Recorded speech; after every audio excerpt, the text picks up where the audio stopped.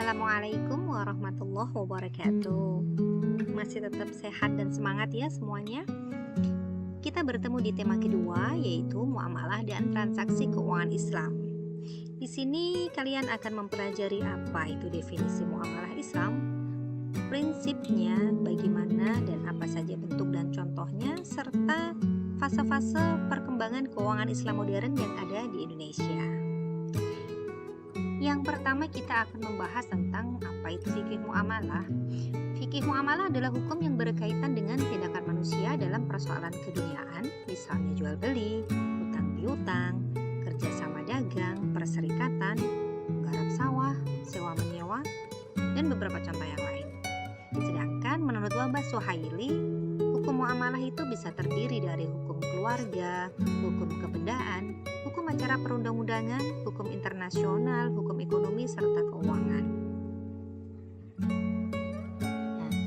Sedangkan prinsip muamalah dalam Islam setidaknya ada 5. Yang pertama adalah mubah, kecuali yang ditentukan lain dalam nas.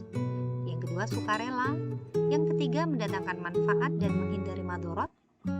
Yang keempat memelihara nilai keadilan.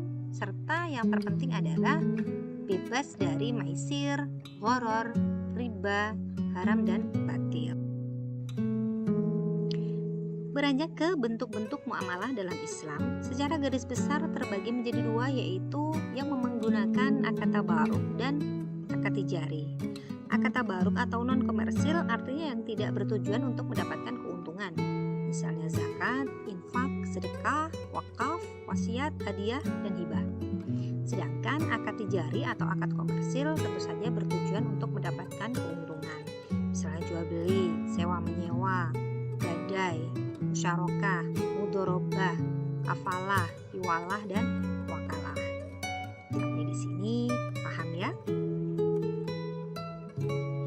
Fase perkembangan keuangan Islam modern di Indonesia terbagi dalam 5 kurun.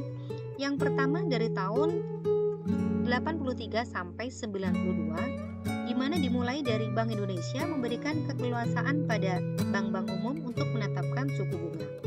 Kurun ini juga ditandai dengan berdirinya bank syariah pertama di Indonesia, yaitu Bank Muamalat Indonesia pada tanggal 1 Mei 1992. Kurun kedua dimulai dari 92 sampai 98. Adanya penyempurnaan Undang-Undang Nomor 7 1992 menjadi Undang-Undang Nomor 10 Tahun 1998 tentang perbankan. Secara tegas menjelaskan terdapat 2 sistem perbankan di tanah air, yaitu sistem perbankan konvensional dan sistem perbankan syariah. Nah, peluang ini disambut masyarakat dengan ditandai berdirinya bank syariah, diantaranya Bank Syariah Mandiri, serta unit usaha syariah dari Bank Niaga, Bank Tabungan Negara, Bank Rakyat Indonesia, Bank Bukopin, Bank BPD Jabar, serta Bank BPD Aceh. Kurun ketiga dari tahun 1998 sampai 2010 terjadi atau adanya penerbitan Undang-Undang Nomor 21 Tahun 1998 tentang perbankan syariah, di mana penerbitan ini mendorong terjadinya peningkatan jumlah bank umum syariah dan unit usaha syariah dari 5 menjadi 14 bank umum syariah dan adanya 20 unit usaha syariah. Kurun keempat mulai tahun 2010 sampai 2015, di mana pada tahun 2013 fungsi pengaturan dan pengawasan keuangan berpindah dari Bank Indonesia ke Otoritas Jasa Keuangan atau OJK. Maka otomatis pengaturan dan pengawasan sektor keuangan syariah juga berpindah dari BI ke OJK.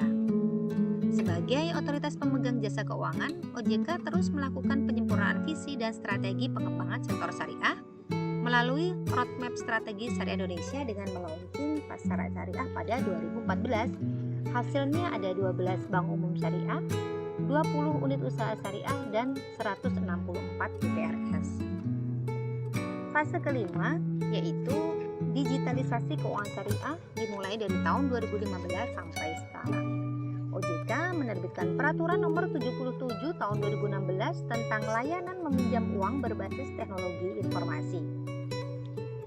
sebagai upaya untuk membangun legalitas dan meningkatkan kepercayaan masyarakat sehingga muncullah berbagai platform dan startup aplikasi syariah berbasis teknologi. Nah, itu 4 tema atau 4 sub yang kita bahas di pertemuan kedua ya. Bisa dipahami. Sekarang kita akan mendiskusikan soal-soal ringan saja. Yang pertama, sebutkan prinsip muamalah dalam Islam selain yang sudah saya tuliskan. Lalu yang kedua, berilah contoh penerapan muamalah yang sesuai syariat dan yang melanggar syariat yang ada di sekitar kalian. Bisa ya? Teruslah berbuat baik karena tidak ada kebaikan yang sia-sia. Sebab semesta tahu kapan, di mana, dan bagaimana caranya engkau akan memanen semua benih kebaikan tepat di saat kau membutuhkannya.